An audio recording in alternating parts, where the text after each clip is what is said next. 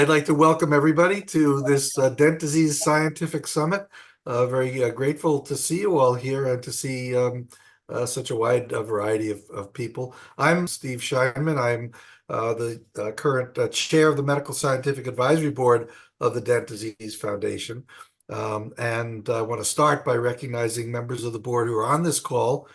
Jennifer Meyer and Jill Goodrich are co-executive directors of the Dent Disease Foundation, and Cal Goodrich is secretary of the foundation.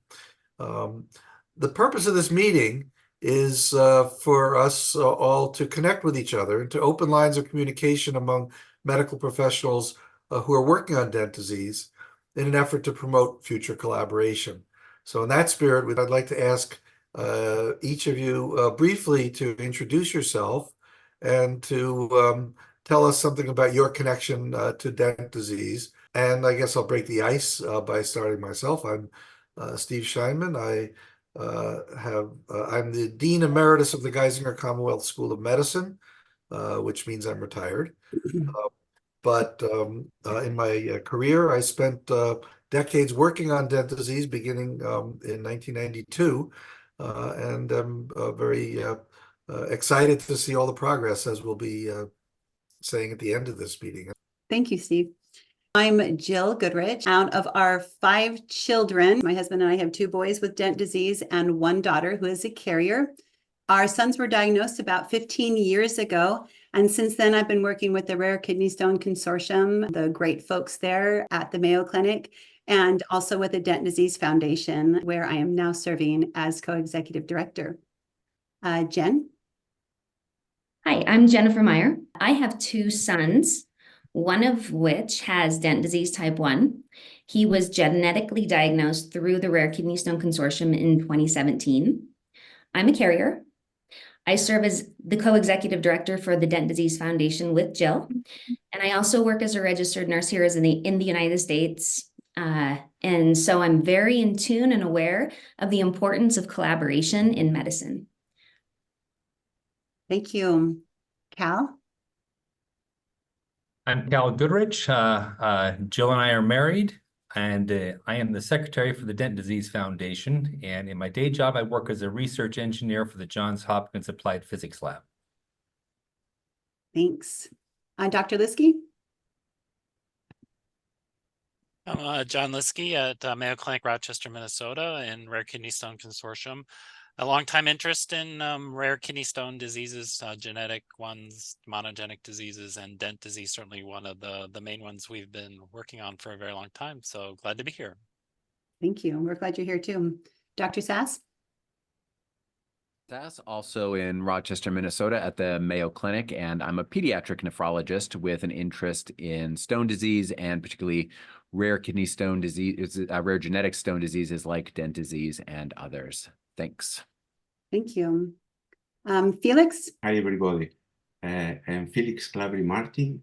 I am senior researcher at the, I will say in English, Our Lady of Candelaria University Hospital in Santa Cruz de Tenerife, Canary Islands, Spain. We have our group has been working on Dent disease for more than 20 years, mainly in confirming the clinical diagnostic of Dent disease in mainly Spanish patients, are also in South American patients. And we are also interested in characterizing some of the mutations in CLCN5 and CLL1. And we have generated Enoch mouse models for Dent disease 1 and also several cell lines. And we are using them to study the effect of some chaperones on the symptoms of the disease. Wonderful. Thank you. Beizong? Hi, my name is Baisong Lu. I'm at Wake Forest University. I do gene therapy of Dent disease. So right now I'm using a mouse model to test lentivirus delivered cDNA to see whether it can correct the disease. Wonderful. Thank you. Sharon, Mo? So I'm sure you know I'm the division chief of nephrology and hypertension at Indiana University. I'm also the co-director of CTSI for the state of Indiana and an associate dean. I trained as a co-fellow with John Lieske, and since we were with Fred Coe, it's impossible not to learn about stone diseases. So I have lots of clinic work with stone disease, a couple families of Dent disease, but I actually don't do research in that area. But I did want to actually pop on and just to let you know that the INCATS, which is an NIH institute that supports the CTSIAs, has as one of their pillars when it's published to actually provide consortiums for rare disease research studies. So just to keep that in mind. Thank you. Thank you very much. Anna? Hi, everybody.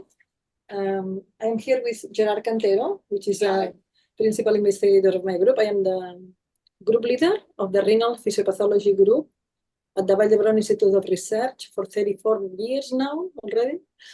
And we have been working, we're working for the last 10 years on the mechanisms of progression of rare diseases, tubulopathies, mainly Dent disease and familial hypomagnesemia with hypercalciuria and nephrocalcinosis. But especially then, we are very much involved on that disease. And we have been producing models that carry the mutations we find in patients. And we are trying to look for these mechanisms that beyond the mutation are making the disease to progress and finally end up on dialysis or transplantation. So we are doing this work in order to identify biomarkers of progression, of course, in patients in cell lines too, and to test new drugs for these therapeutic targets that we have been identifying during this time. We're trying to understand better the disease, the mechanisms of the disease. Thank you. It's one of the, well, he's the PhD also. We are working very closely with the clinicians at the hospital. Dr. Arteta, you know her.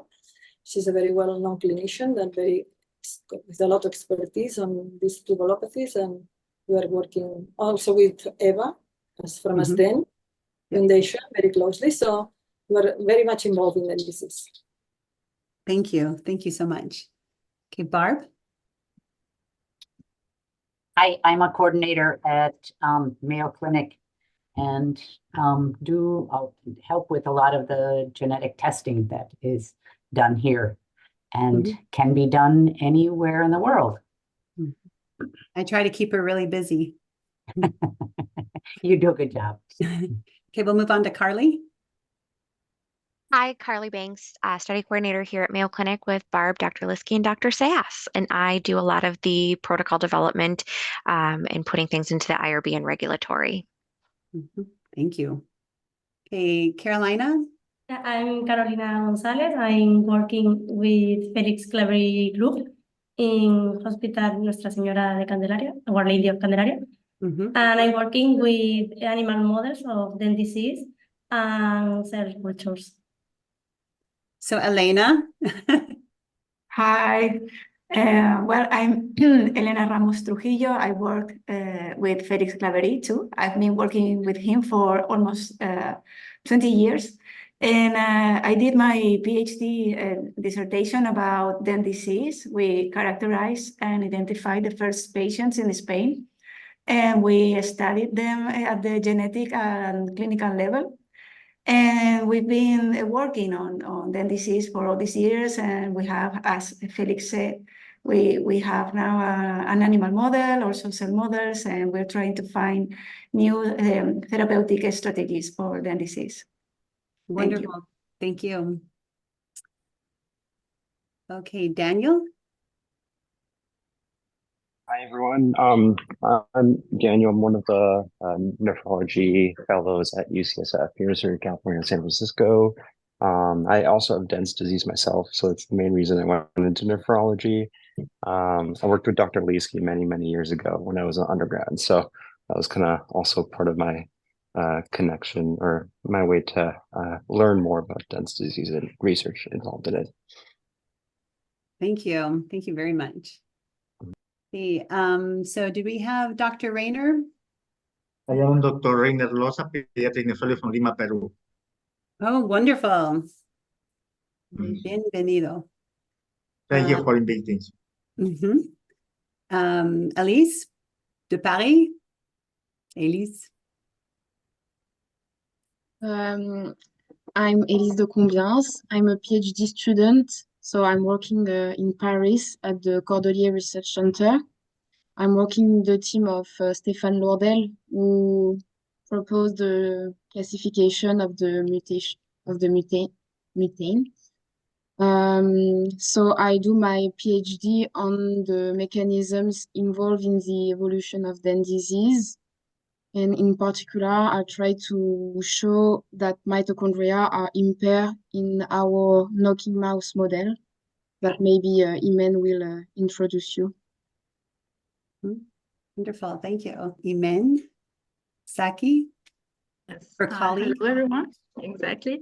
So now actually I'm a postdoc in Andrew Hall lab where we study the physiology of the proximal tubule. But as Ellie said, I did my PhD in Paris where we developed this new mouse model to study the evolution, the progression of Dent disease.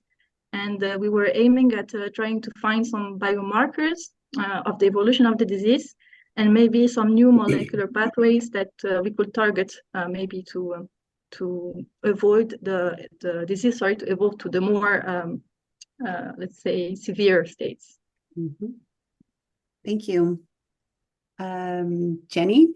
Hi, I'm Jenny Gallop. I'm an associate professor and group leader at the University of Cambridge, UK. I'm a cell biologist and biochemist, and I identified some new pathways of signaling through PI3 kinase that impact on endocytosis and actin organization in the kidney proximal tubule. And we're working on repurposing PI3 kinase inhibitor alpelisib for Dent disease type 2 and Lowe syndrome. And I collaborate with Olivia de Voist at the University of Zurich and Francesco Emma and Barbara Ruggiero at Bambino Gesù Hospital in Italy. Wonderful, thank you. Leah? Hi, I'm Leah Kanoki. I'm one of Dr. Lieske and Dr. Sass's research study coordinators. And I kind of cover all of the things. Thank you. Mari Pinsk? Hi, I'm Maury Pinsk. I'm a professor of pediatrics at University of Manitoba. I run a stone clinic for children under 18 in Winnipeg, Manitoba, Canada. Thank you. Oscar Noboa?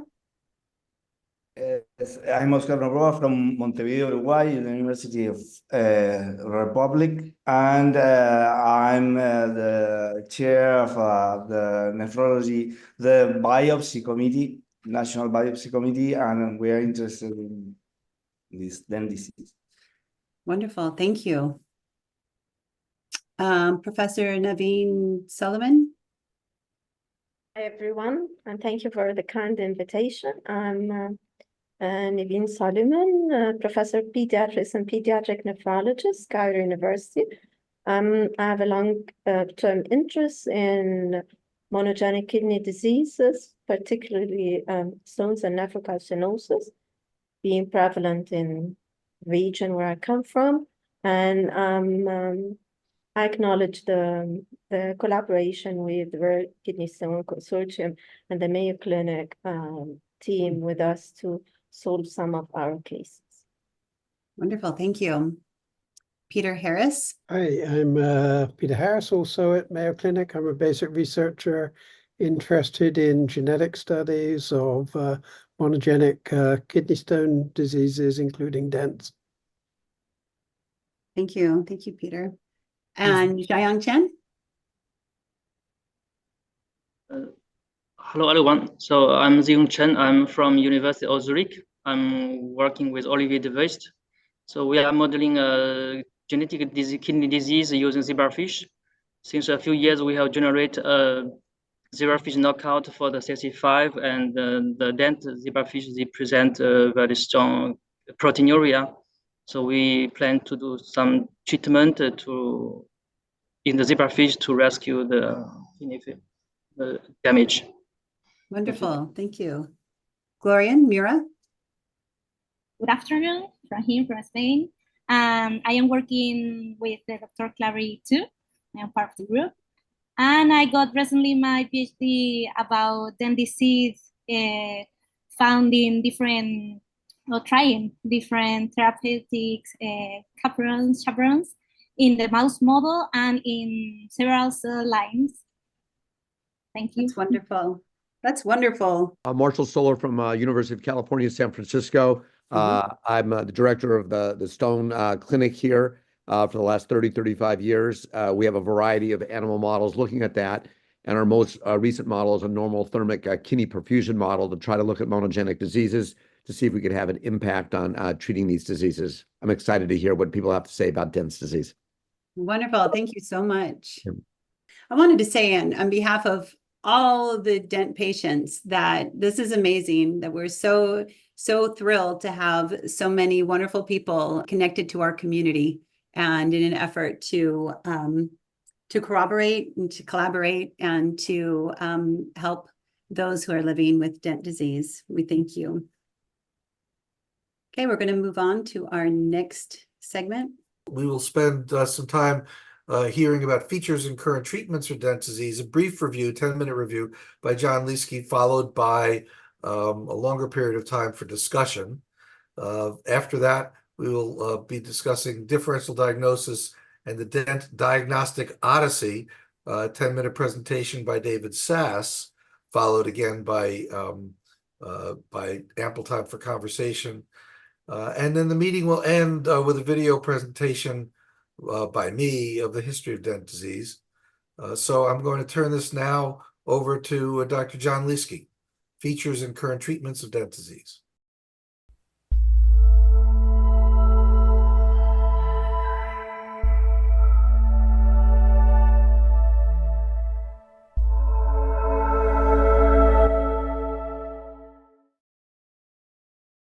I start out with the first slide here just to talk a little bit about when to suspect a rare cause of kidney stones. And I've highlighted in yellow when I went through this yesterday, things that might be pertinent to a Dent patient in particular. So when you see patients that have their first stone at a younger age, growth retardation, if there's a strong family history of stones, in this case, it would be tracking through the male relatives in an X-linked fashion. Those all might be things you would notice. On imaging for these patients, in particular nephrocalcinosis and to some extent frequent kidney stones, although we'll see later that's not as common as we maybe once thought for Dent disease. Reduced GFR is definitely a common feature of Dent patients, and then the mild to moderate proteinuria is an important feature of Dent patients that really should raise your suspicion. There's nothing very specific about the kidney stone. It should be calcium stones, obviously. And then these patients tend to have hypercalciuria, so high urine calcium would be the biochemical feature or phenotype that we would see. So as far as the kidneys, the major thing that they do is that they filter blood, and just something, this is something I might talk when I'm giving it to various trainees. I think people don't have a good appreciation for the daily filtrate, which is on the range of 100 liters or so a day, whereas the final urine output is about 1/100th of that, so 1 to 3 liters. So there's a lot of filtrate going on. Where that's important in Dent disease has to do with the protein handling. So this is the way the kidney might look. So this was a kidney that was perfused with plastic and then dissolved away. And these filtering units up here in the cortex of the kidney are really what's doing all that 100 liters of filtration per day in a healthy kidney. And in any form of chronic kidney disease, including Dent disease patients, the end result of any of these processes is that you're going to have dropout of these nephron units and these glomeruli over time for various reasons in various diseases. So what kind of protein do we see in Dent disease? This is the normal glomerulus, so one of those million or so glomeruli that you might have in your kidney. Ordinarily, there's a very good barrier from blood to the urinary space here, composed of podocytes, the basement membrane, and endothelial cells. And very little of higher proteins make it through. Some amount of albumin, which is right at the size barrier to get through, makes it through this barrier. And then some low molecular weight protein, or I should say all low molecular weight proteins, which would be something typically less than 30,000 in molecular weight. All of the albumin that does make it through, the 1% or less that might make it through, and then all of this low molecular weight stuff that there really isn't a barrier to, this is all reabsorbed in the proximal tubule. ordinarily. Most forms of chronic kidney disease that we see as nephrologists, albuminuria is the key feature. What we see is abnormal filtration, and the albumins make it through, it overwhelms the system, and we see lots of albumin eventually make it into the urine. In dent disease, the problem is a little different here, and there are certain diseases that have what we might term tubular proteinuria, and the issue here is not that there's increased filtration going on, but rather that we're not reabsorbing the protein. So in this case, you're going to see a mixture. So there will be some albumin because there is albumin. It turns out because there's so much albumin in the blood that small percent that makes it through turns out to be not a small amount that might leak if it's not being reabsorbed. And then there'll be a mixture, however, of this low molecular weight protein as well. So there are lots of things one might potentially measure, but the ones that we can do in the lab that are most commonly offered by a clinical lab would be alpha-1 microglobulin, retinal binding protein, and beta-2 microglobulin. And I would say in dent disease, these are usually not subtle things, so that if one thinks to look at this and measure it, it's not going to be just a little bit over the reference range, but rather 10 times the reference range, something like that. So it tends to be pretty dramatic if one actually checks for it. In Dent 1 and 2, there are two different genes that are involved. So in Dent 1, it is CLCN5, and this reabsorption process, as far as what's going on in the proximal tubule, the proteins are binding to specific receptors on the luminal membrane of the proximal tubular cells, being reabsorbed and then processed into endosomes and then turned back into their amino acids. And then that's sort of the net effect of all of this, to try to not lose all of this amino acid material. In the case of dent disease, the issue is CLC5, which is the protein encoded by CLCN5 that's involved in these endosomes and their acidification. And then in dent disease 2, it's the protein that's involved is OCR1, shown here, and that's more involved with the trafficking of these endosomes. But in both cases, the net result is this process is not working correctly, and so we're not reprocessing these low molecular weight proteins, reabsorbing them correctly, and so we see lots of that in the final urine. As far as mutation frequency, as far as diagnosed cases, Dent 1 is the majority, so somewhere in the range of 60% of known dent cases would be Dent 1 due to mutations in CLCN5, whereas Dent 2 is a smaller percent, about 20%. And then it's important to point out that OCR1 mutations can also cause Lowe syndrome, which has more systemic manifestations in addition to the renal phenotype. Dent 2 is really described as patients that only have, for the most part, a renal phenotype. So they have the kidney problems, but not the neurologic problems you might see in a Lowe syndrome patient. And probably there are some genotype phenotype reasons for that, but it's, I think, still not entirely clear why some patients get a more severe phenotype, whereas others get just the renally limited Dent 2 disease. And then there are some patients that have all these things that look like dent disease that we still don't exactly know what the genetic cause might be. Although we've talked a lot about the tubules, it's important to point out that in patients with dent disease, when they do start developing chronic kidney disease, what really it seems to be going on is they develop what we call focal global glomerulosclerosis. So these filtering units in the kidney start to scar down.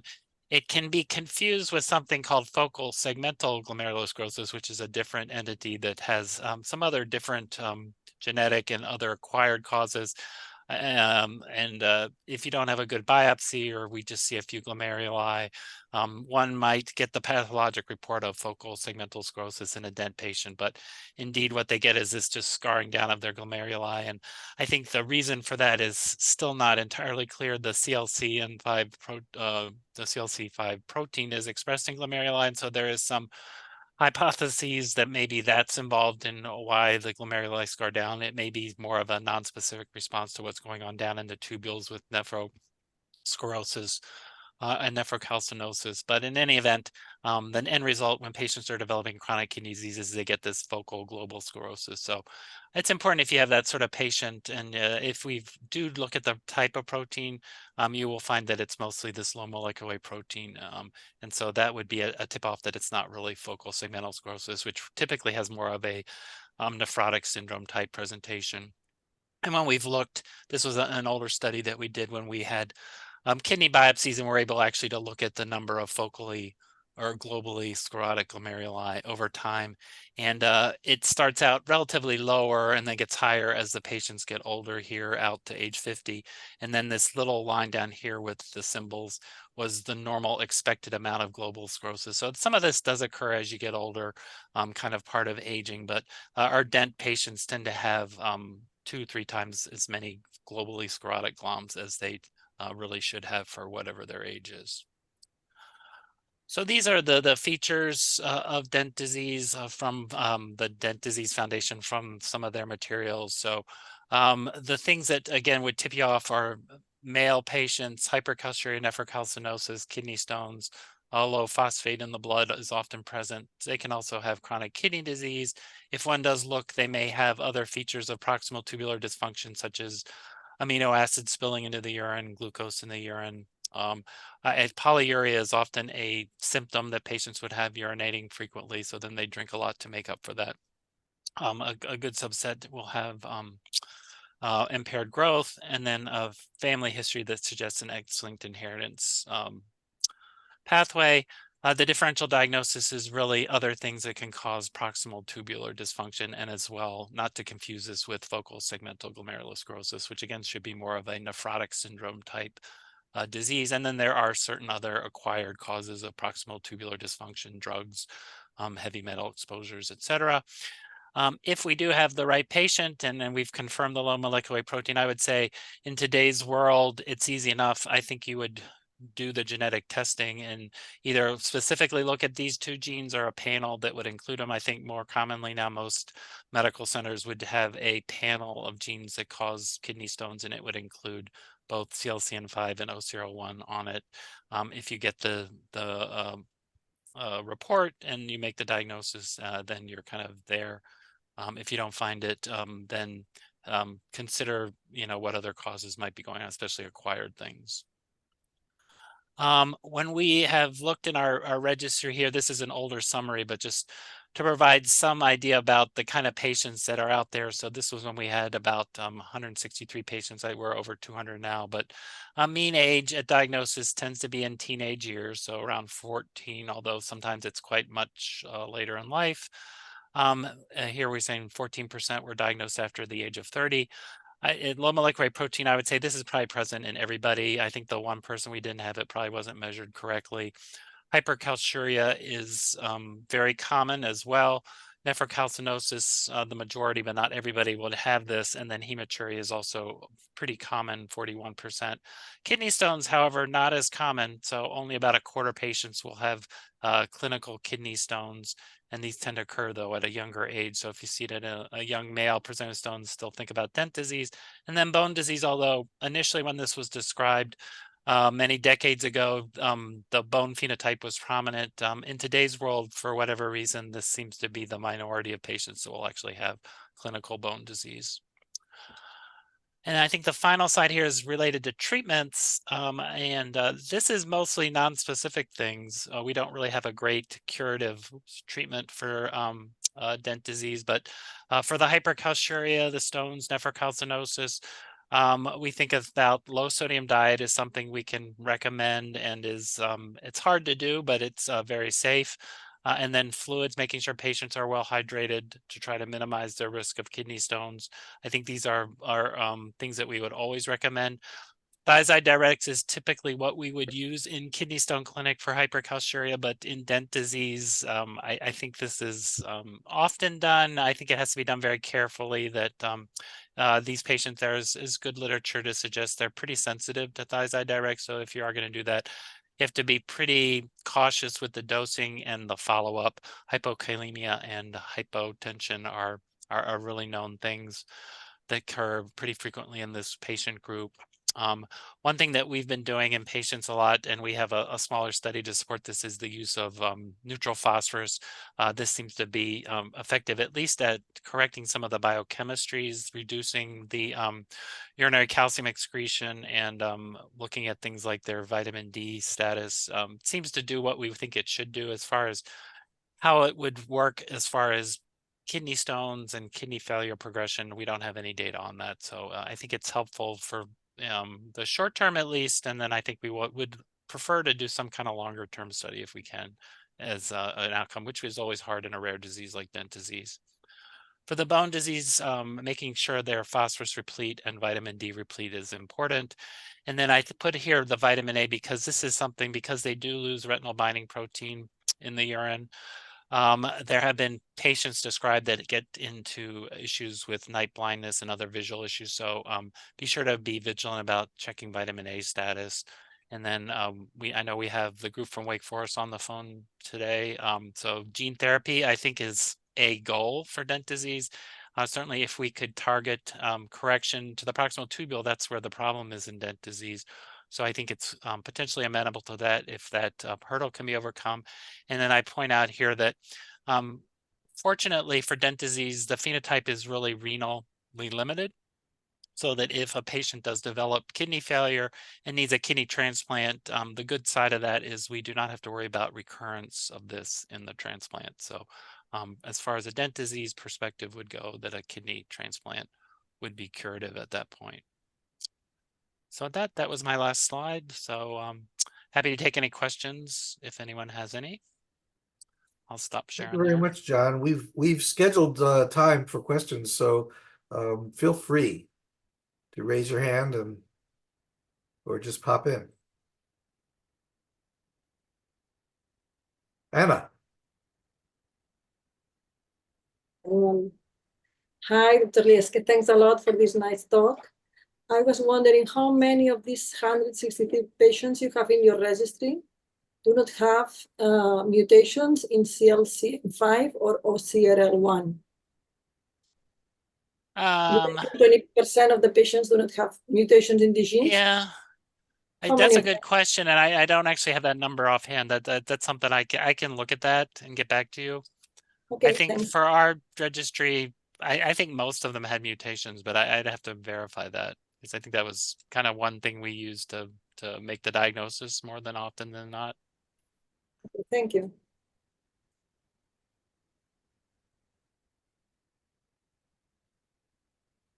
Other questions? There's a question in the chat about the use of citrate, either potassium citrate or magnesium-based citrate therapies, which is a great question from Dr. Pinsk. Yep, and I admitted putting that there. So yes, that's the other thing. So certainly for stone prevention, citrate's something we use very often, and in this patient group, since thiazides may be problematic, that would be another possible choice. There's an experimental animal model where it seemed like citrate was protective as far as kidney disease progression. Again, we don't have good outcome data in a cohort of Dent patients to say that citrate would or wouldn't, be clinically beneficial, but certainly would be a common thing we would do. And I assume, John, that you would be guided in that decision by the urinary citrate levels. Correct. Yep. So John, just sharing, when you talked about the thiazides and the sensitivity, were you meaning sensitivity in terms of the more severe hypokalemia or sensitivity in terms of response? Because again, yeah, no, I meant in the bad way, unfortunately. I don't see very responses in terms of the calcium dropping either. I just was curious if that's more common. Yeah, I guess in my experience, I've actually not. I wouldn't start it in a patient personally. I haven't, because they do tend to be, if anything, on the low blood pressure side when you see them for the first time. It's kind of striking. So I based on the literature, I've tended not to do that. I think Steve maybe has had some experience treating patients with Yes, we reported years ago that the effect on hypercalciuria is equivalent to the effect in idiopathic hypercalciuria of thiazides. And Oliver Wrong, in one of his early reports, described one or two patients who developed symptomatic hypotension on thiazides, whereas the other patients he treated did not. And so it's something that, as John said, you need to monitor as you treat them. But there are quite a few patients with Dent disease whom I have treated and whom others have treated with thiazides safely. And so I think the key is, particularly once you or early on as you're starting it, to monitor them closely. And of course, their inherent tendency in Dent disease to be at risk for hypokalemia is another consideration. And in that regard, it just reinforces the need to make sure, as we do with any patient we start a thiazide on, that they're on a sodium restricted diet, which again reinforces the challenge of blood pressure in the patient with Dent on thiazides. Yes, Sharon? Sorry, one more question. So SGLT2 inhibitors, are anybody doing that? It's I think it's an interesting idea. I do have a patient on it due to a unique circumstance. He'd been in a trial where he'd received it for focal, sort of misdiagnosed focal segmental sclerosis, and he was eager to continue on it when I saw it, so he is on it. I think it seems like the current wonder drug, so I think it would be worth studying a cohort for sure. yeah, I mean, its effects are predominantly proximal tubule in terms of reducing. I'm just curious if theoretically, if it would even work. I don't know. I think you could make a strong argument that it might. So I think that would be a worthwhile study to do. Yeah, agreed. And Marshall Stoller has his hand raised, and then Felix after. Marshall? Yeah, thank you. I understand the schematic, John, that you showed on how the stones would form in the urinary collecting system. Help me out on understanding how nephrocalcinosis happens here. So if it's a glomerular defect that then causes poor reabsorption, what is the mechanism by which nephrocalcinosis occurs? Yeah, I think just as a general rule of thumb, I don't think we have a great explanation for why some patients, get nephrocalcinosis and then other patients get, real kidney stones.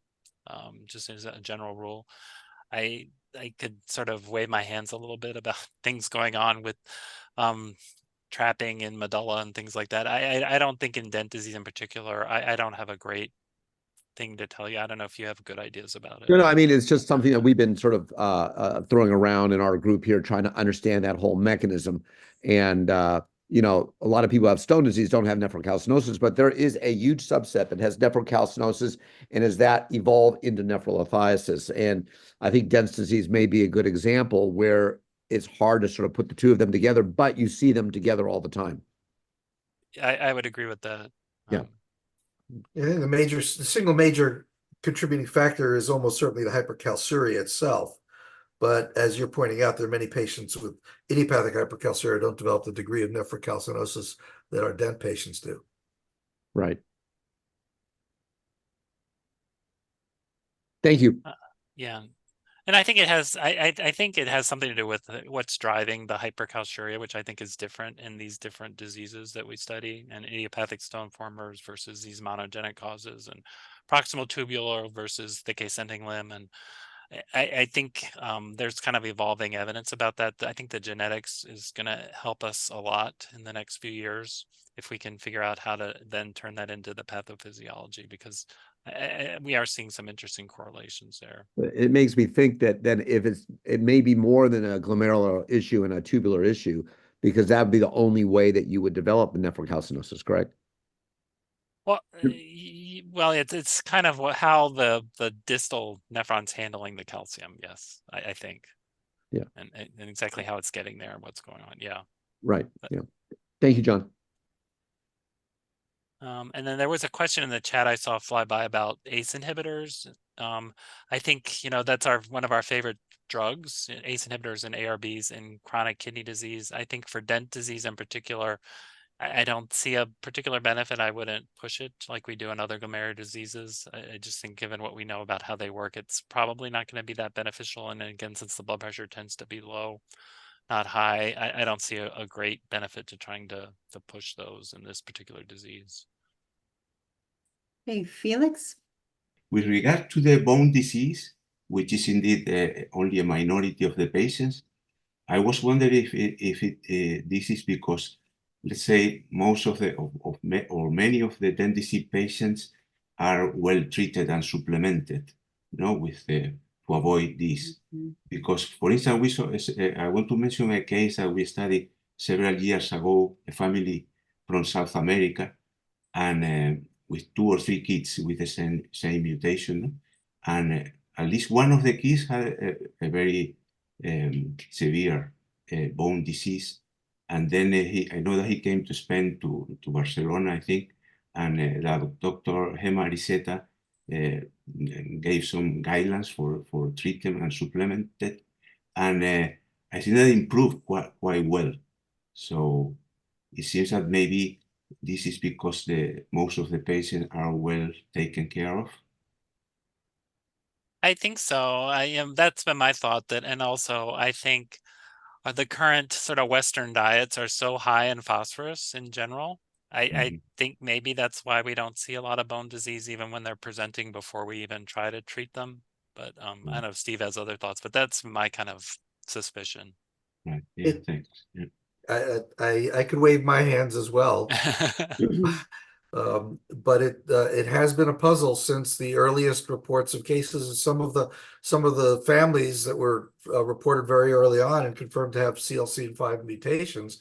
Every family member had rickets, and in other families there are none with rickets. And S244L missense mutation, one of the most common mutations, is one in which some of the families have rickets and some have none. So whether the confounding factors are dietary or background genes is hard to say. And your comment in your talk about the rickets being less common in the Mayo Clinic registry may reflect that some of the most impressive reports of rickets have come from Europe.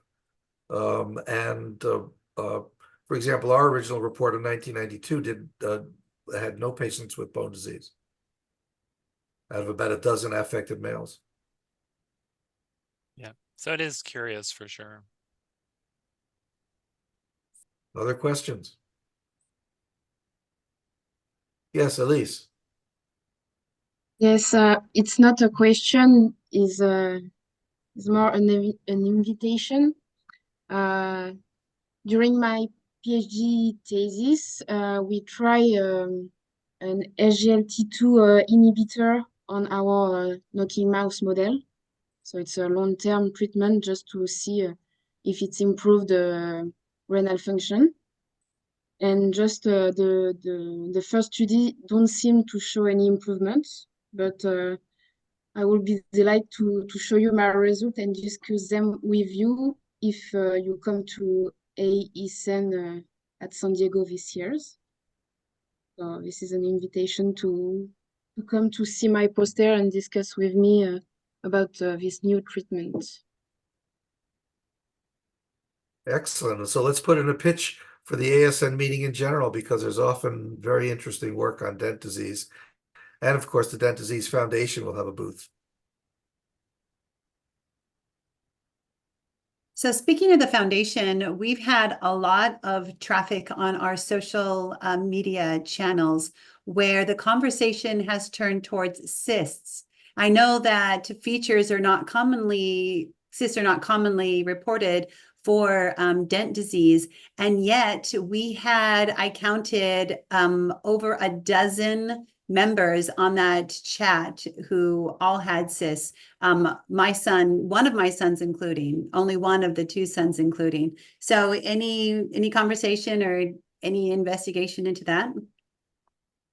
That's a great point. So this is something that we're interested here at Mayo. I've got a colleague, Dr. Hannah, who is a pediatric nephrologist and interested in cyst disease. But our worlds have overlapped when we started talking about cysts in in certain stone diseases, particularly the first one we looked at was CYP24A1, but we've also looked at other hypercalciuric stone diseases like SLC34A1 and SLC34A3.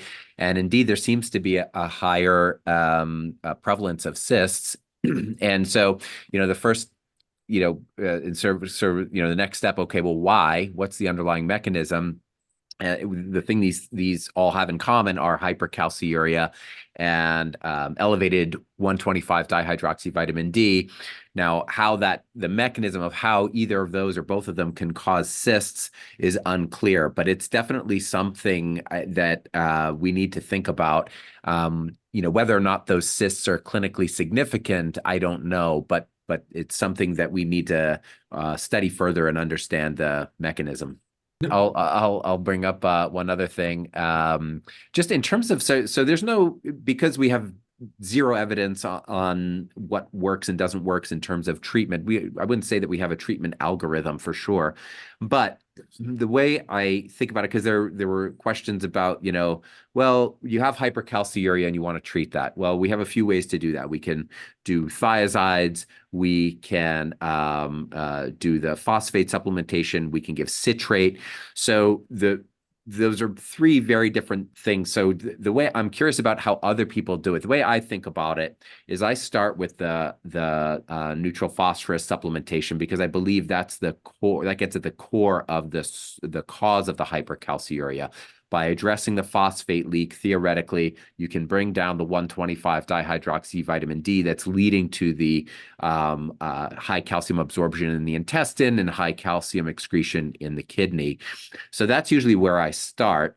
And then the citrate, of course, doesn't do anything for the actual hypercalciuria, but perhaps makes the calcium less likely to form crystals and stones in the urine, right? It's a crystal inhibitor. And then only after that, if I'm not satisfied, would I start a thiazide diuretic, with the disclaimer that as a pediatric nephrologist, my anecdotal experience is that children, the younger the child, the more likely they are to have negative side effects from a thiazide diuretic, whereas older adolescents and adults might tolerate it a bit better, and I might have a lower threshold for starting it in that age range. Does that sort of progression make sense to people? Does anyone do it differently? So that's David. So how aggressive would you be if a patient did not have kidney stones with any of that? I would just put them on the phosphate supplement because it's a safe and easy thing to do. And I would stop there if they weren't having any clinical problems.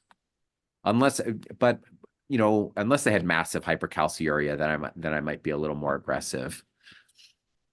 How do you choose the dose of the phosphate, and do you titrate it based on urine studies in any way? Yeah. So depending, there's been a lot of mentioning of hand waving, and I would say it's hand waving. I start with the adult, it might be if from using, I use a lot of Fosnac, the powder. It's a neutral phosphorus, sodium, and potassium. And in an adolescent, my starting dose might be 1 packet 3 times a day. And then I just kind of eyeball it and titrate downward from there, the smaller the child. Some smaller kids might do 1 packet mixed up in the morning and then divide that into 3 doses throughout the day. I try to spread it out because I feel like it's the kind of thing that we want it to be as level as possible throughout the day, but this is all based on speculation and anecdotal evidence. And then, so I monitor the two things that I monitor most are the 24-hour urine excretions and 125 dihydroxyvitamin D in the blood. And what about the physicians who get a new dent patient and then they look at the literature and it says basically thiazide diuretics to get the hypercalciuria down, and that's what is because if they're coming into this new and they haven't really treated a dent patient before, and so they're looking at the literature and it's just basically they're wanting to treat the hypercalciuria mostly, right? Because that's treatable. Mm-hmm. In that sense, right? And so what do we say to them, or how do we how do we go about this when that's what they are, that's what we're trying to treat, but it could be the most harmful, right? And so I'm glad you're commenting about this, on how you go about the process of starting these younger kids on these medications. Because I think that the literature could be a little old in that aspect, right? With the thiazides. And so Well, yeah, and I want to clarify, like thiazides are generally pretty safe to use. Like I never fault anyone for starting a thiazide. You know, as long as you monitor it, they're used very widely and generally safe to use. But I was just sort of giving the order that I give them. If I see a kid who's on a thiazide, I never say, oh gosh, what's this person thinking? That's a crazy thing to do. It's a very reasonable thing to do. I think, you know, what we lack are guidelines. We lack evidence, and we lack, you know, an organized group of guidelines. We just, for instance, in our another disease, primary hyperoxaluria, a lot of people in this meeting are probably familiar with the fact that within the last year, the European group has put out a set of practice guidelines, and we in the US just put out a set of practice guidelines, you know, albeit without a lot of evidence to go on. But this is a sort of thing where here's a document that says that according to the experts, this is how you should treat it. And that would be something useful in dent disease as well, acknowledging that we have even less, I would say we have even less evidence for a paper like that. But that would be probably the, you know, gold standard way to address it. A couple of follow-up comments from the chat. Mallory Pinsk earlier said, what about alternatively following urine pH, or do you find that citrate is a better marker? It just takes longer for the lab to turn around. Yeah, so right, so I don't use the urine pH very much unless a kid is forming lots of calcium phosphate stones, and then that's a tough thing to wrestle with, because those stones form preferentially in a high urine pH. And if you give more citrate, you're going to alkalinize, you're going to drive that urine pH even more. So that's a tough thing to consider. But in terms of citrate supplementation specifically, I don't use the pH. I go by more the citrate concentration in their 24-hour urine. And this is all, you know, the turnaround time I think is less important, because this is a chronic thing. This is something that we're treating for the long term. So, you know, it's okay if the results take 2 weeks or 4 weeks to come back.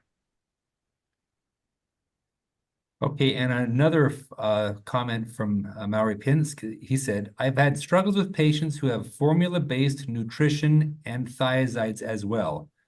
Not a lot of sodium in the complete nutritional formula, so I've seen issues with hyponatremia and hypotension.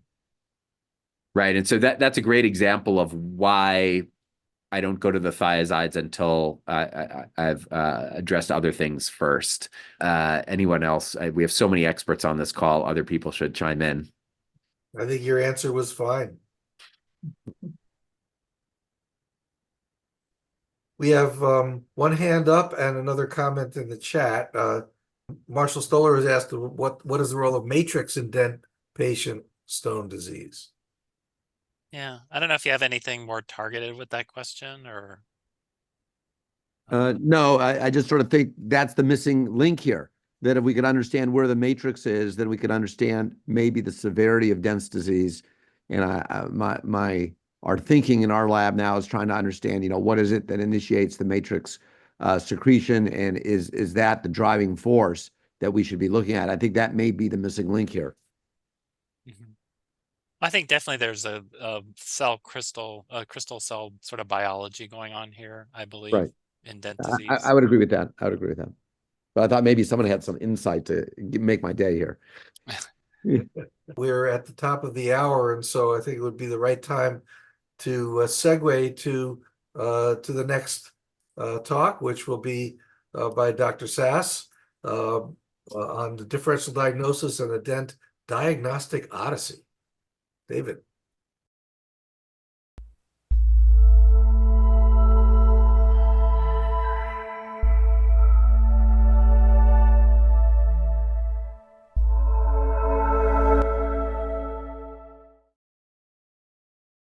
So I was given this title and I really like it because of the alliteration. That's a lot of D's there. Differential diagnosis and the Dent Disease Diagnostic Odyssey.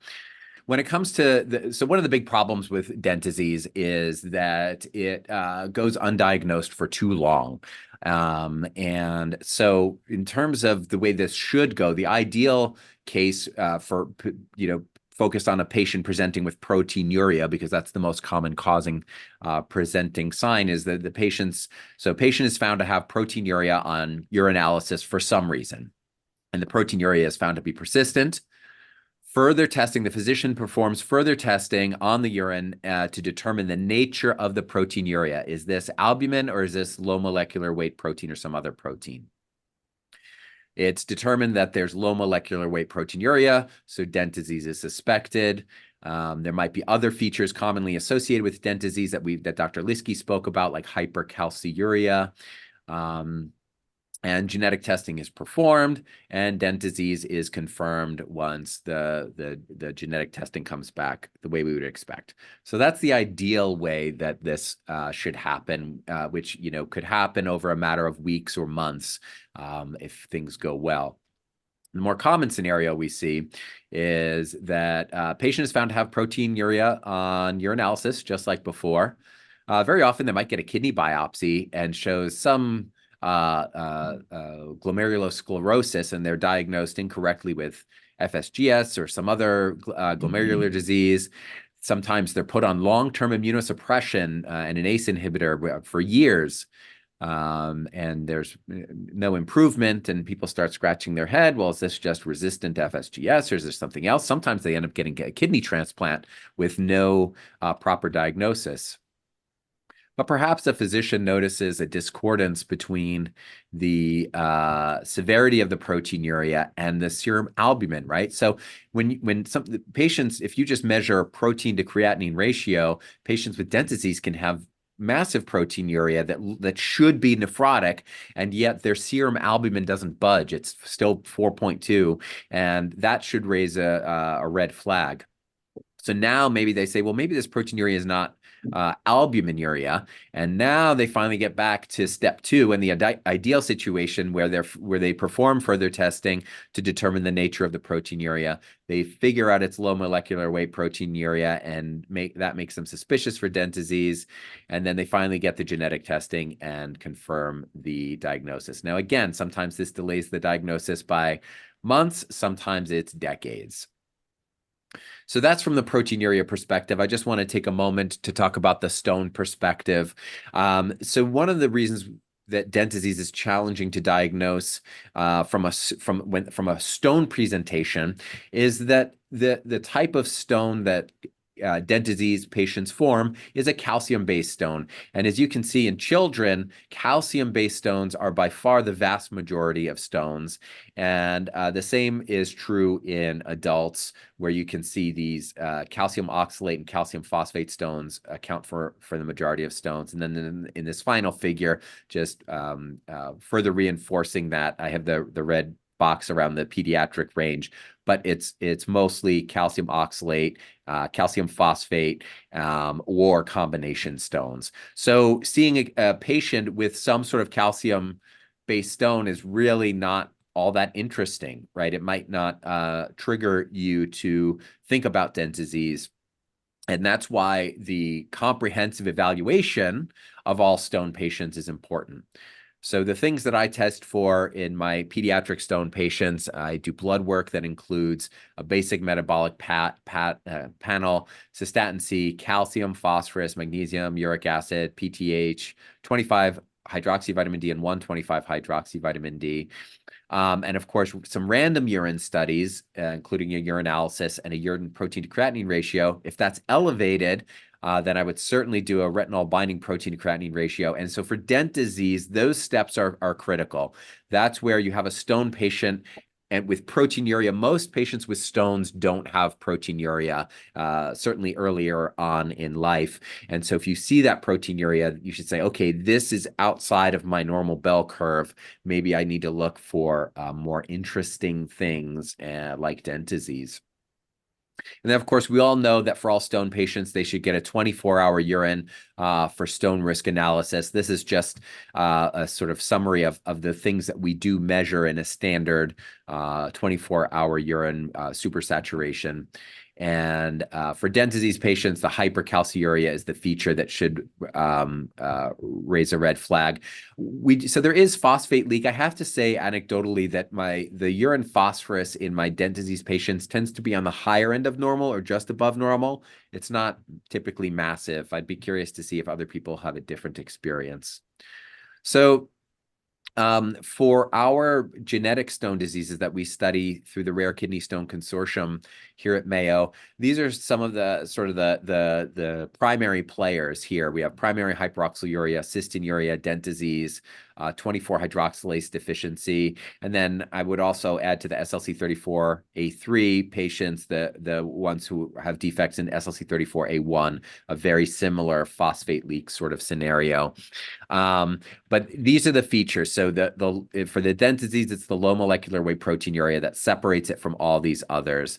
And I would put Dent disease sort of between primary hyperoxaluria and cystinuria in terms of the challenges of diagnosis. Cystinuria is a kind of a slam dunk because you look at the urine under a microscope and you see the crystals, you get a stone and it's 100% cystine, you've got your diagnosis, compared to the other end of the spectrum, the patients with primary hyperoxaluria, who, you know, certainly for the most severe ones, it's fairly straightforward. But for those patients, you know, they're just forming calcium oxalate stones for a lot of them, and that doesn't, raise any red flags for people, so they don't take the further steps to confirm the diagnosis. And I think Dent disease is somewhere in between there because they might have calcium based stones, but once you see that low molecular weight proteinuria, then you can really feel suspicious about the diagnosis. But the key is to get people to recognize they need to measure that low molecular weight proteinuria. So as Dr. Lieske said earlier, you know, which certain stone formers you have a higher suspicion for genetic stone disease. Certainly if they present with stones or nephrocalcinosis during childhood, have urinary stone disease along with poor growth or rickets, severe or difficult to control disease, right? So they present with multiple bilateral stones, despite your best efforts as a physician, patient seems to be doing everything right and they're still forming more stones. And then if they have suggestive test results from any of the aforementioned tests or unusual crystals on microscopy. Finally, family history. So for Dent disease, the family history that makes you suspicious is that there's often a family history of a maternal grandfather or other male relatives who have chronic kidney disease and chronic kidney disease or end-stage kidney disease that's been, you know, perhaps the diagnosis is unknown or labeled as FSGS. But if you get that family history, that should make you scratch your head and think about X-linked diseases like Dent disease. So then going back, the title of this included the words differential diagnosis. So I have an obligatory slide to talk about differential diagnosis. If we're coming from a proteinuria standpoint, again, you know, all things that cause proteinuria, things like FSGS and membranous, but that's generic proteinuria. Once we start talking about low molecular weight proteinuria, then you're talking about proximal tubulopathies, Fanconi syndrome, those things. Coming from a stones or nephrocalcinosis standpoint, we're really talking about things that cause calcium-based stones like primary hyperoxaluria, Dent disease, or the other hypercalciuric stone diseases like CYP24A1, SLC34A1 and 3, or distal RTA. That's just the chemical reconstruction of retinol binding protein. So I think this is an interesting slide. So there was a question about what percentage of our patients in our registry don't have a CLCN5 or OCR1 pathogenic variant. And we published this study a couple of years ago now, where we took all the patients that we had who were suspected of having Dent disease. We also did it with PH, but this is a Dent meeting, so we'll focus on Dent. The patients who were suspected of having Dent disease, but genetic testing was negative, and we retested them on this panel. And this is what we found. So I think this is a neat figure because it says, okay, these were patients who were suspected of having Dent, but we found a different genetic stone disease. And so you can see again, the SLC34 A3 and A1 were commonly found. And then these others here, I won't read through them. But the point is that you can still have a suspicion for Dent disease and find other things. And that's why these genetic panels or whole exome or whole genome sequencing are useful. So to wrap up here, I think every child with proteinuria should have qualitative urine testing to determine if the proteinuria is albuminuria or low molecular weight proteinuria. And I also think that every child with urinary stone disease should have a comprehensive evaluation that includes at least one 24-hour urine collection, as well as investigation for proteinuria as above. And I would say that genetic testing is indicated in many children, if not all children with urinary stone disease, because identifying a specific underlying genetic variant can change the treatment strategy, right? All these things, these conditions, many of them are treated with different specific treatments. So knowing the underlying genetic diagnosis can be crucial for appropriate treatment. So that's what I've got for you in my 10 minutes. Thanks to the Dent Disease Foundation for inviting me to speak. This is really fun. And thanks to all the good folks at Mayo Clinic and the Rare Kidney Stone Consortium. Happy to continue the discussion. I'm going to stop sharing. Thank you very much, David. So we can open this up now to questions. And there's already one in the chat asking whether the calcium oxalate stones are mainly dihydrate. I think generally speaking, yes, we think of monohydrate as more going with primary hyperoxaluria, but I would say that anecdotally. I don't know if anyone else has looked at it more formally, but I think that is correct, that we would expect them to be dihydrate. Felix, looks like you have a question. I am a molecular biologist. So my question is this last slide that you show with the other gene mutations that you found in these patients, and the question is how a clinician can confuse or mistake a disease that is caused by the Claudin mutation 16 and 19, which have hypercalciuria, hypomagnesemia, and nephrocalcinosis. And how do you confuse it with NDC, which the main feature is low molecular weight proteinuria? Yeah, so I can't give a truly honest answer because I don't know what was going through. These patients were referred to us. I don't know exactly what they were thinking, but right. So for some of these, it would be very easy to confuse them, right? So they can look like. They all look like hypercalciuric stone disease. But you're right, for the ones that we think present with, hypomagnesemia, for instance, well, maybe they didn't check a magnesium. So I get a lot of emails and mostly emails from people saying, hey, I've got this patient with this. And I ask them these questions. Well, what's this patient's serum magnesium? What's their 24-hour urine? And they say, oh, we haven't checked these things yet. So there's, I think, a lot of education to be done about the nuances and why it's important to check these things that are rarely abnormal, but when they are, it's really meaningful. The blood work that I showed, that I check, is probably overkill. I rarely, it's a low percentage of patients where I see an abnormality on the blood work.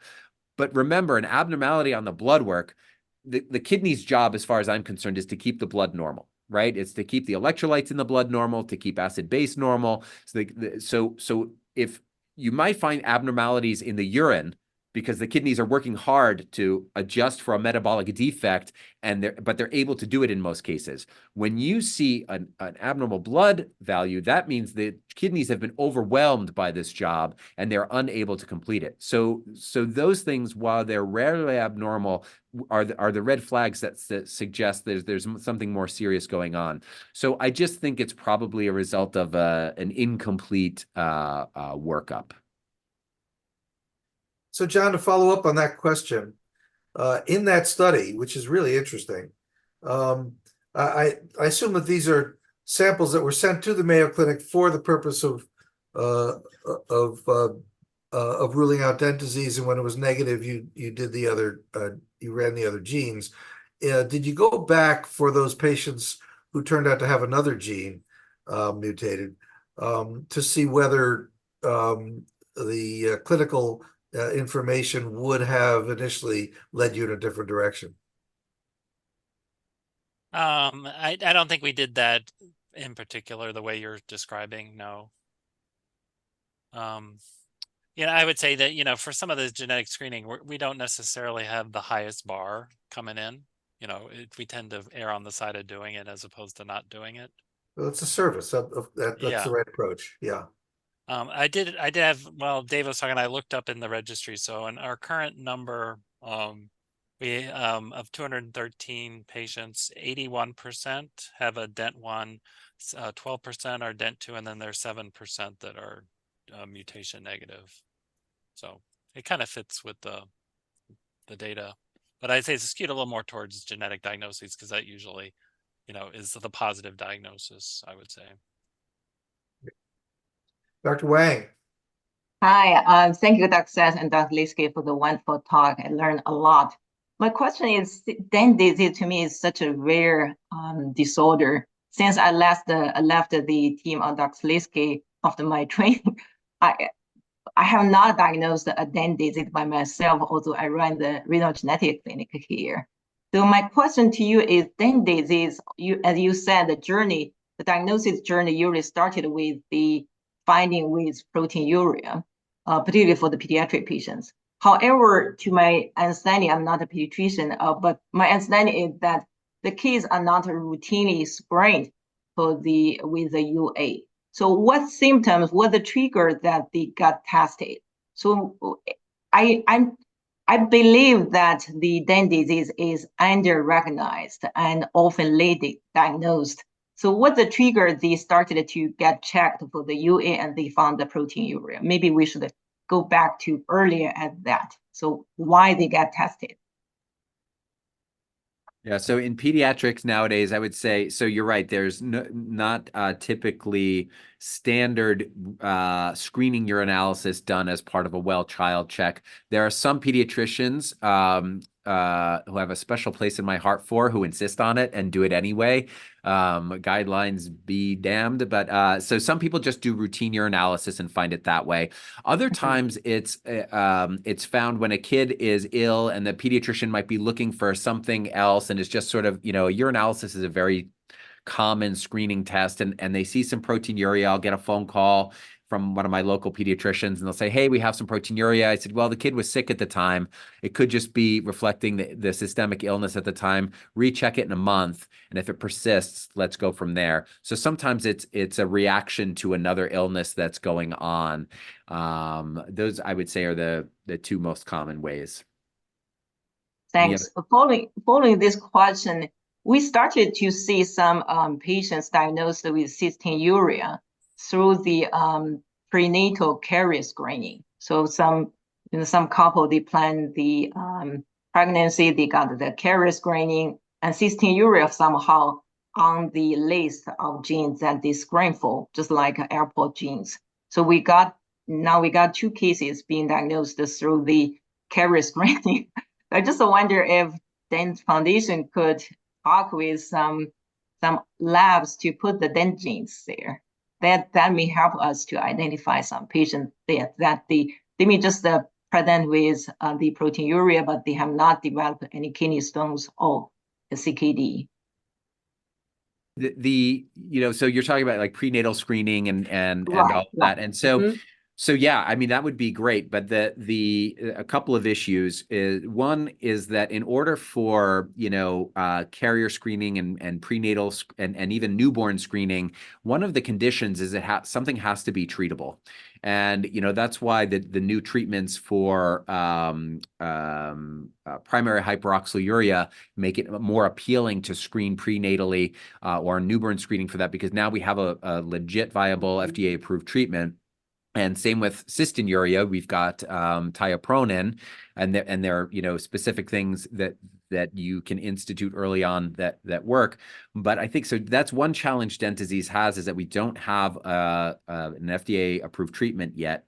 And then the other point I would make about that sort of prenatal screening or newborn screening is you still have to confirm, to me, you still have to confirm the biochemical disease afterwards, because we know how much heterogeneity there is in pathogenicity of genes and other modifiers and just the variable phenotypic manifestations. If I had a family come to me and they say, hey, we had prenatal screening, we're both carriers for cystinuria genes, our child has cystinuria, I would say, well, let's prove that and look at the urine cysteine.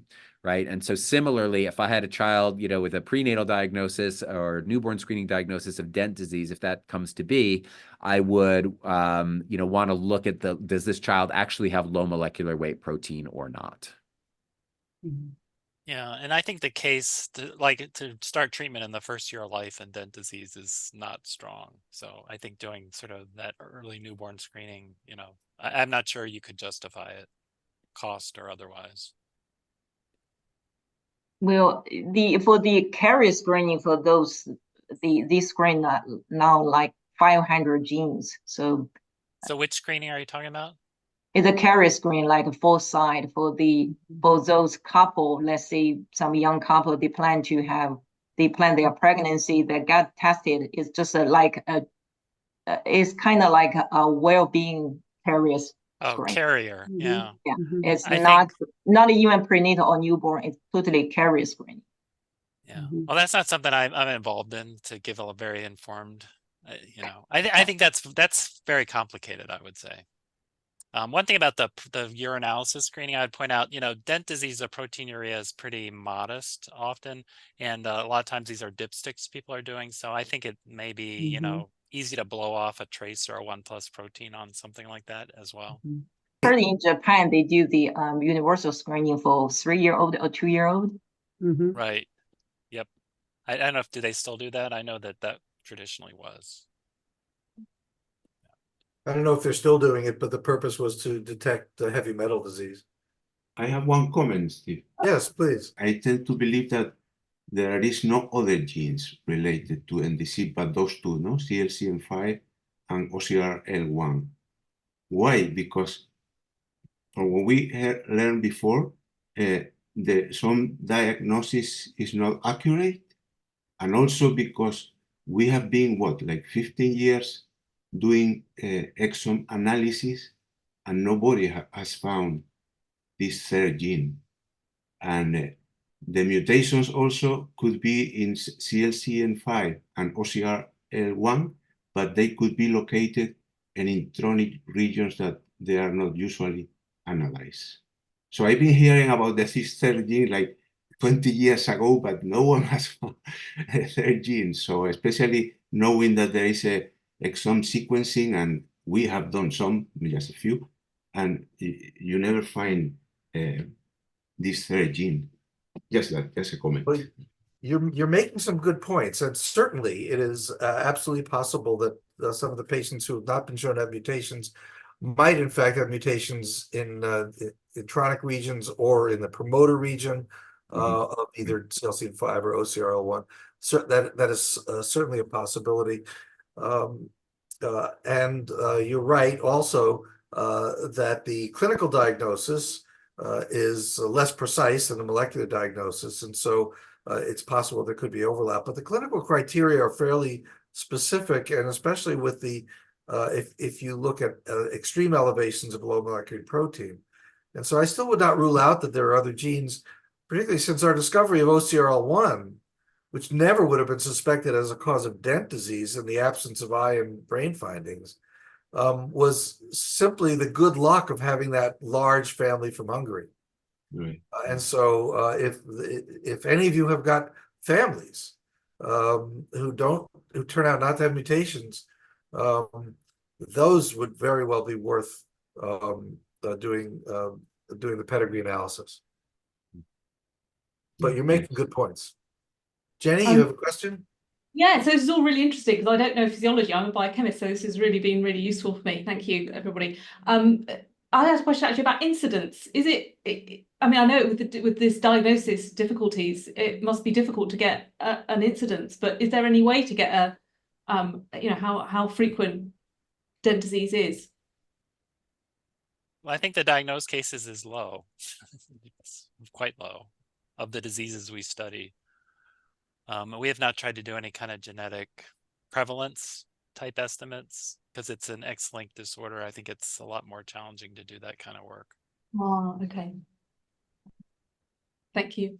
Part of the answer to that question would depend on the denominator. So if you look at stone patients, we did a series that was only about 125 hypercalcuric stone patients, and essentially did not detect any patients with unsuspected dent disease. So if your denominator is larger than that, it may be even harder to find them because they're less selected. Sharon? I was just wondering if there's been much effort to try to get the transplant nephrologists aware, because I've had one case that the patient was actually transplanted and or going for transplant, and they had one kidney stone on a CT, that's it. But a little bit of kidney disease, and we routinely do 24-hour urines, and I clear them, but patient had really had clear evidence of Dent's disease after testing. So didn't change that the person was getting the transplant. Fortunately, the brother didn't have it, but I just wonder, I just think it's an opportunity for some education. Just a comment. Yeah, it's interesting that there was a recent report of a Dent patient transplanted from his carrier mother. And renal function at 2 years out was, renal function was slow to recover after transplant, but did, and at 2 years out was not ideal, but he was still off dialysis. But it's not at all clear whether that was related to her carrier status or more likely just the things that happen in transplants. And we actually have quite a few people in our foundation that have been transplanted, and the donor was the mother, the carrier mother. So that would be a helpful answer to Sharon's question. A great topic to study. If we can gather those patients and get a large enough number, whether they're transplanted, especially they're transplanted from their carrier mother, but even if as is usually the case, not, there hasn't been other than individual anecdotal reports, there haven't been almost any description of Dent patients transplanted in the literature. Correct. I think that'd be a really good study, a case series like that. And now it's almost like they won't even look at you, because my father was transplanted and I went to see if I was a match, and they didn't even they looked to see if I was, but what they knew I was a carrier, and so I don't even think they gave me a shot.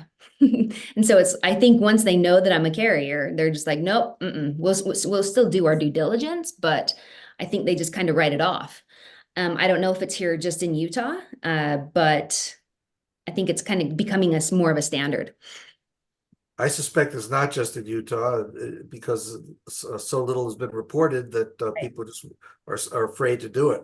So I think this really is a study that should be done, and the first step would be to gather enough patients who have been transplanted.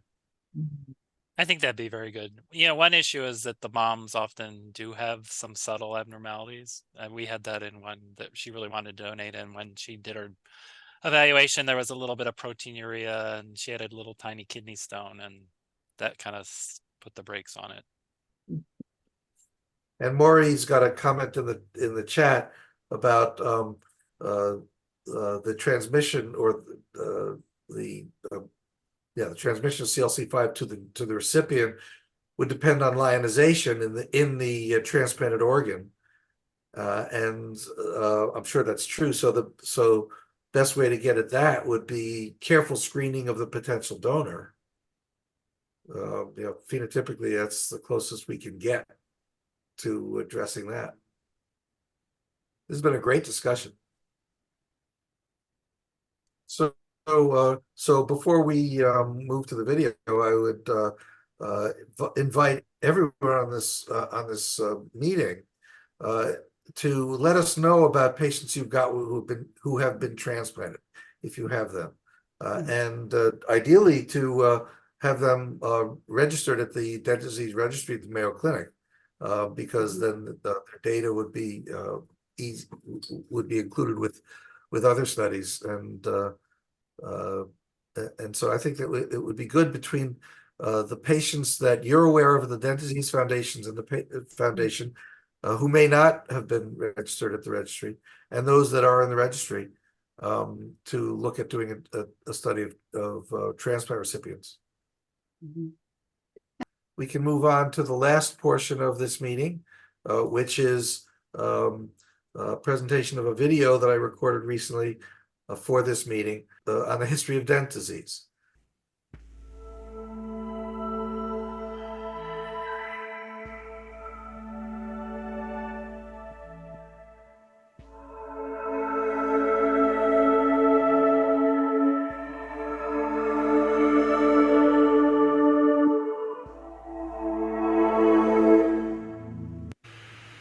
Hello, and thank you for this opportunity for me to offer you this history of dent disease, an entity that really wasn't recognized as a discrete disease until the mid-1990s, and so it is wonderful to reflect on the major advances that have occurred during that period of time. I regret that the time allotted for this talk today is brief, and therefore will not allow me to acknowledge everyone who made significant contributions to our understanding of dent disease.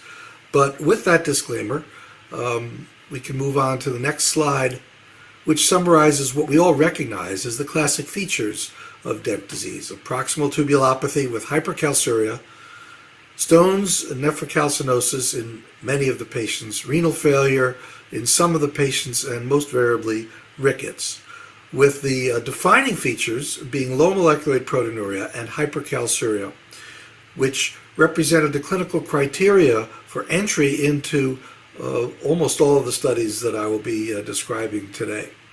And if we use this as the defining characteristics, the next slide lists a number of reports that were offered before we recognized and labeled this as a single entity, going back to the 1964 report by Dent and Friedman. But even before that, in 1962, René Habib and colleagues in Paris reported a family with hypercalciuric rickets, proteinuria, stones, and renal failure, very strongly suggestive of dent disease.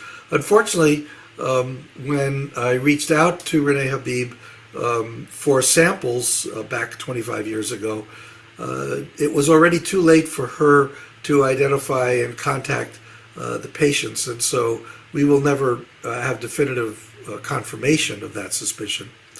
And of course, we all look back to 1964 and have named the disease in honor of Charles Dent, who reported these boys with hypercalciuric rickets and renal tubular damage, and we owe a huge debt of gratitude to his junior colleague, Oliver Wrong, pictured to our right of Charles Dent, moving clockwise through the photos to the right.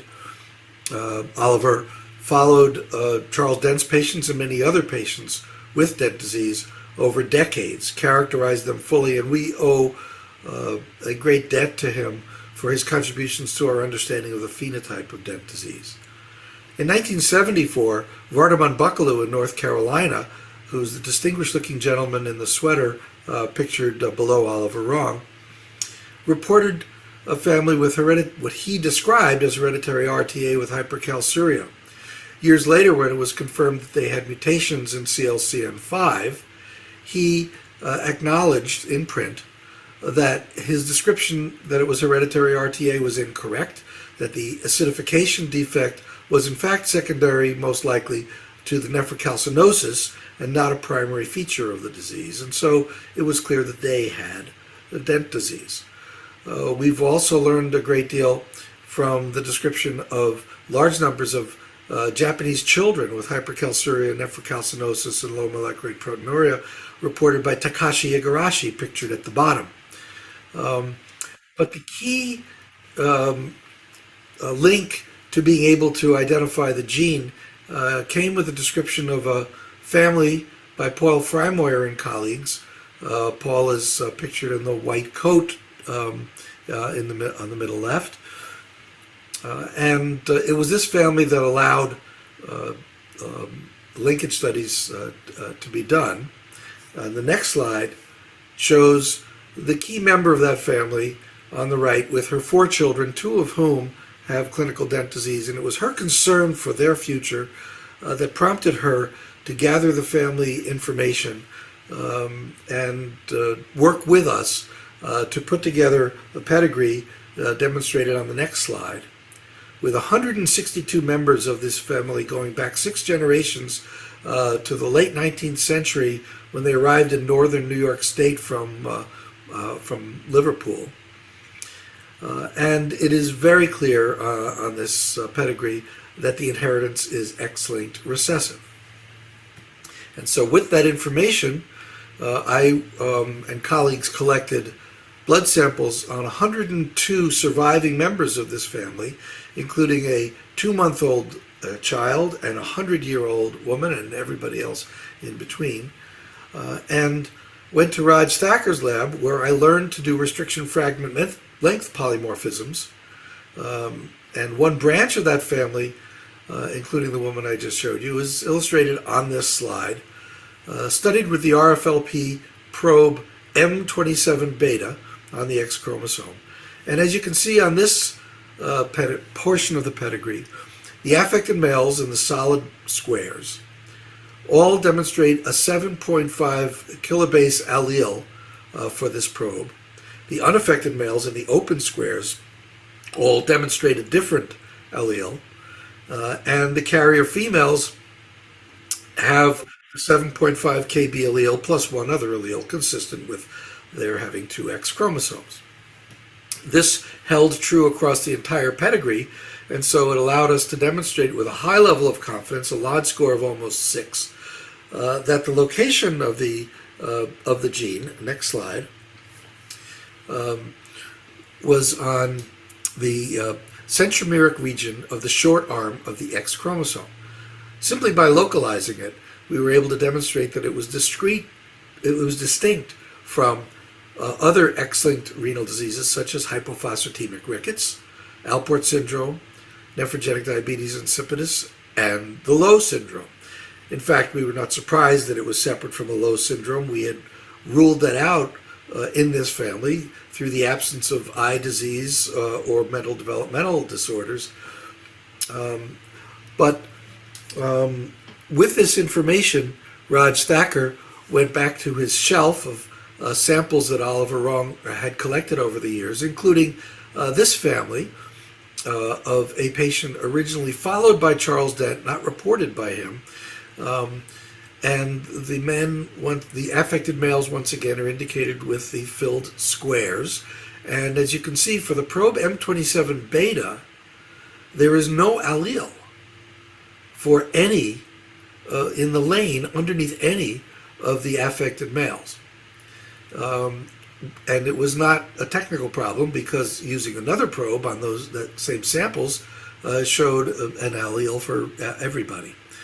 This was strongly suggestive of a deletion of this region, and so Raj and his team saturated that region with markers and demonstrated that there was a deletion of 512 kb, which contained only one potential gene, which we now know as CLCN5. Next slide shows the CLC family of chloride transporters, and we owe a great debt to Thomas Jentsch, an electrophysiologist in Hamburg, Germany, who had described the first voltage-gated chloride channel in the giant squid axon, and then by homology cloning was able to clone the major chloride channel in human muscle, CLC1, which is mutated in the most common form of myotonic dystrophy, congenital myotonia. The members of this family, as indicated on this dendrogram, in the lower portion of the dendrogram are all chloride channels, whereas those in the upper half of this dendrogram are antiporters, proton chloride electrogenic antiporters, and that includes CLC5, responsible for Dent disease.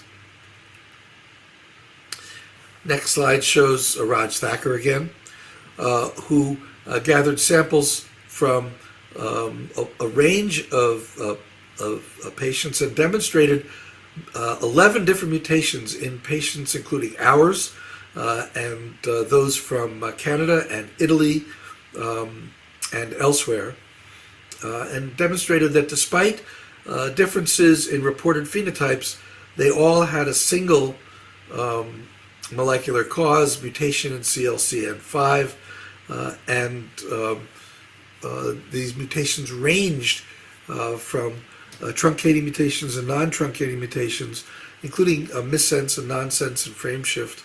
And the next slide, years later, reported in 2023 by John Lieske and his group, using samples generated through the Rare Kidney Stone Consortium, the Dent Disease Registry, were able to demonstrate, consistent with the literature in this large sample of over 100 patients, that a third of them, the most common group, had missense mutations, but there were a range of nonsense, frame shift, and other mutations as well. And so here we see on this slide a summary of the missense mutations, most of which are bunched in the transmembrane domain of the protein, including the mutation in case 1 of Charles Dent. Charles Dent reported 2 patients, and his second patient had no mutation in CLCN5. So stay tuned on that one. And so, as you might imagine, the knowledge that this gene was disease-causing in humans focused a lot of attention by many laboratories, not least of which was Thomas Jentsch's laboratory, who demonstrated that, contrary to earlier suspicions, this was not a chloride channel, but in fact an electrogenic chloride proton cotransporter that could transport chloride channels in either direction depending on the driving force. We owe a great deal of our understanding of this transporter to Thomas. But we've also learned a great deal about its larger function in renal physiology from people like Olivier De Vuyst, a Belgian scientist who is now in Switzerland, who's contributed a great deal to our understanding of the role of CLC5 in early endosomal function, in membrane recycling, in protein trafficking, and protein processing, and in general in proximal tubular function.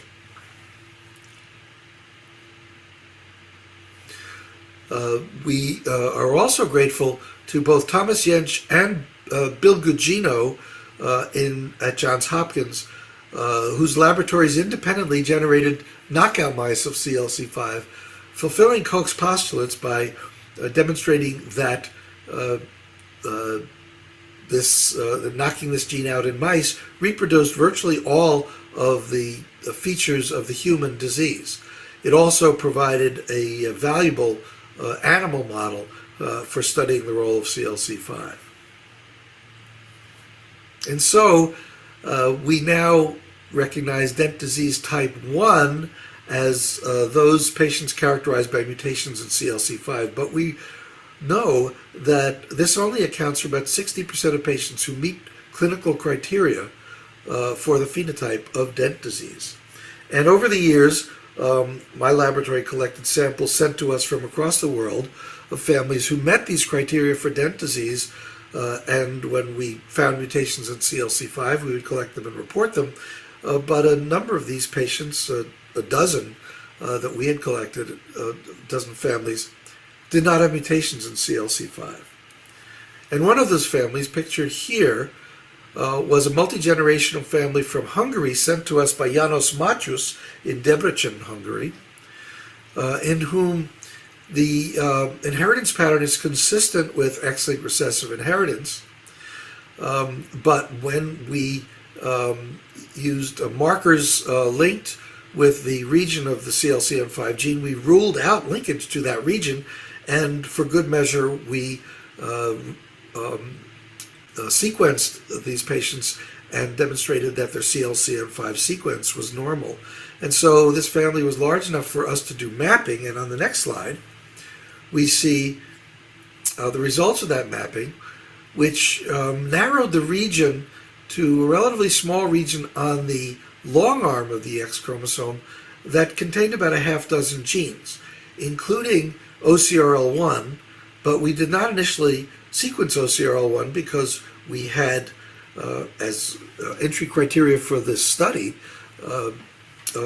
ruled out patients who had oculocerebrorenal, had eye or brain abnormalities. And so we focused on the NHE3 sodium proton exchanger, which is also in this region. That sequence was normal.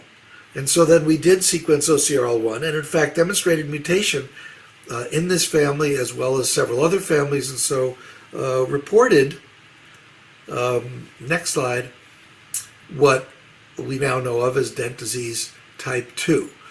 Patients whose phenotype of Dent disease, renal phenotype, was explained by mutations in OCRL1.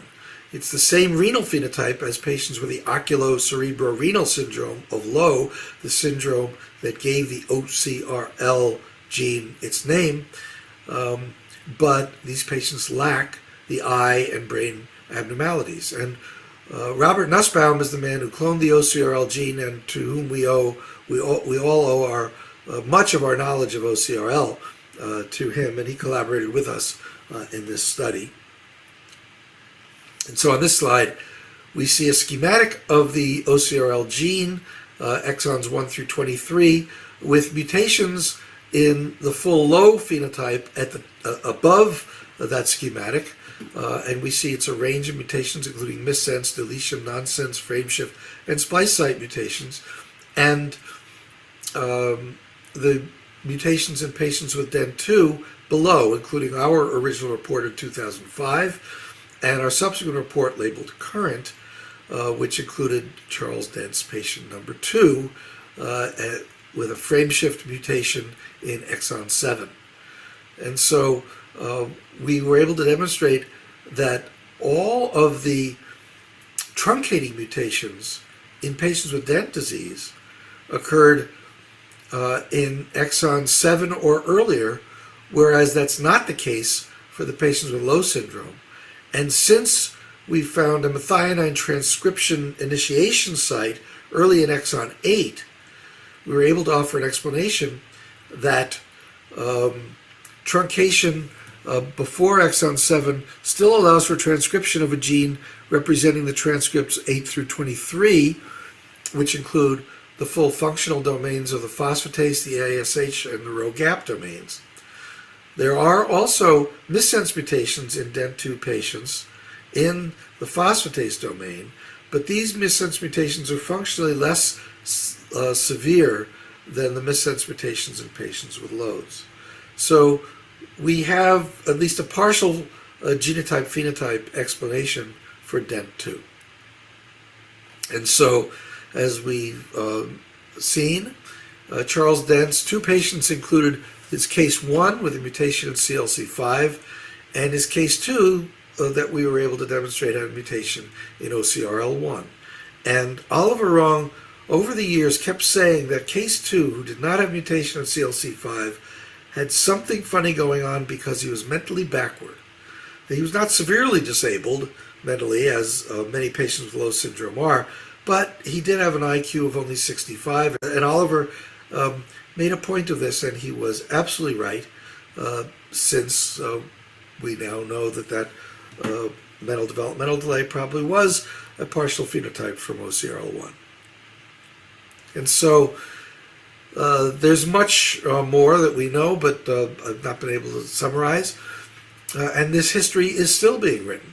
We look forward to a deeper understanding of the physiology and the pathophysiology accounted for by these two genes, particularly the factors contributing to renal failure and the other features of Dent disease, and understanding the phenotypic heterogeneity.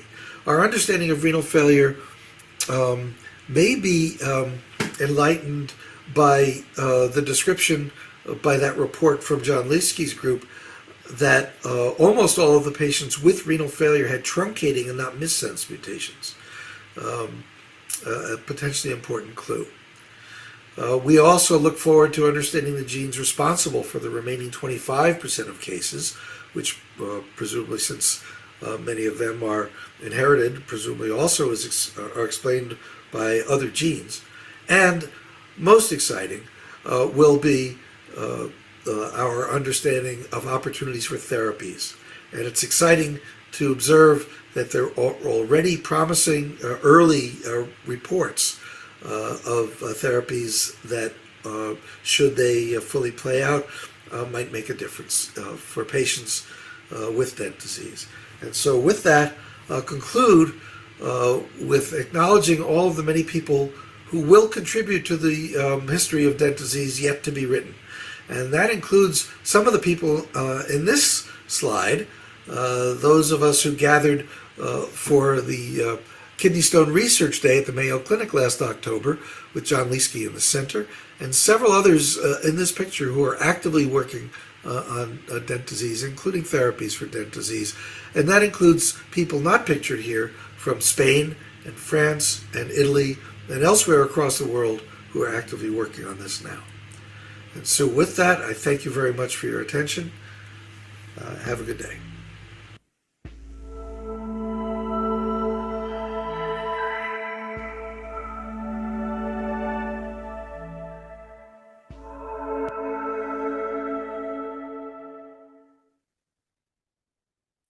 Well, we are at the end of our time. Jennifer, Jill, Callis, any final words?